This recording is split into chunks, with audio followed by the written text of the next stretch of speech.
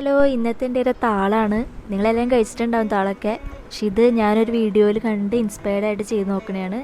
അപ്പോൾ നമുക്ക് വീഡിയോയിലോട്ട് പോകാം. നമ്മുടെ താളൊക്കെ റെഡിയാക്കിയിട്ടുണ്ട്. കഴുകി വൃത്തിയാക്കി കുളിപ്പിച്ച് സുന്ദര കുട്ടപ്പന്മാരാക്കിയ നമ്മുടെ താളിനെ വെട്ടി നുറുക്കി കഷ്ണങ്ങളാക്കി മാറ്റി വയ്ക്കാം.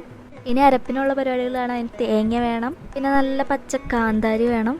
ഇതിലേക്ക് പൊടികളായിട്ടുള്ള മഞ്ഞൾപ്പൊടി, മല്ലിപ്പൊടി, ശേഷം കറിവേപ്പില, ഇഞ്ചി, ഉപ്പ് എന്നിവ ചേർക്കണം. ഇതിലേക്ക് ലേശം ഉലുവയും കൂടി ഇട്ട സെറ്റായി. അങ്ങനെ അരപ്പൊക്കെ റെഡി. ഇനി നമ്മൾ താളിനെയൊക്കെ ഒന്ന് അരപ്പൊക്കെ ഇട്ടൊന്ന് സുന്ദരന്മാരാക്കാം. അതിലേക്ക് ചെറുതായിട്ട് അരിഞ്ഞ ചുവന്നുള്ളി, പിന്നെ ഇഞ്ചി ഇടണം.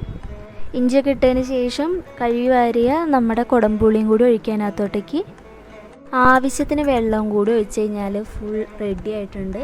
ഇനി അത് നല്ല രീതിയിൽ മിക്സ് ചെയ്തിട്ട് നമ്മൾ അടുപ്പത്തോട്ട് വയ്ക്കാം. നമ്മുടെ താളൊക്കെ റെഡി. ഇനി പച്ചവെളിച്ചെണ്ണ കൂടി ഒഴിച്ച് കഴിഞ്ഞാൽ സെറ്റ്. ഇനിയാണ് മെയിൻ പ്രോസസ്സ്. നമുക്ക് കഴിച്ചു വെക്കണം. കപ്പയുണ്ട്, താളുണ്ട്, നല്ല കാന്താരിമുളക് ഇട്ട് അരച്ച ചമ്മന്തി ഉണ്ട്, തലേ ദിവസത്തെ മത്തിക്കറിയും കൂട്ടി പിടിച്ചാണ്ടല്ലോ മോനെ, അടിപൊളിയാണ്. എല്ലാവരും ട്രൈ ചെയ്ത് നോക്കുക. ഇഷ്ടപ്പെട്ടാണെങ്കിൽ ചാനൽ സബ്സ്ക്രൈബ് ചെയ്യുക. Thanks for watching.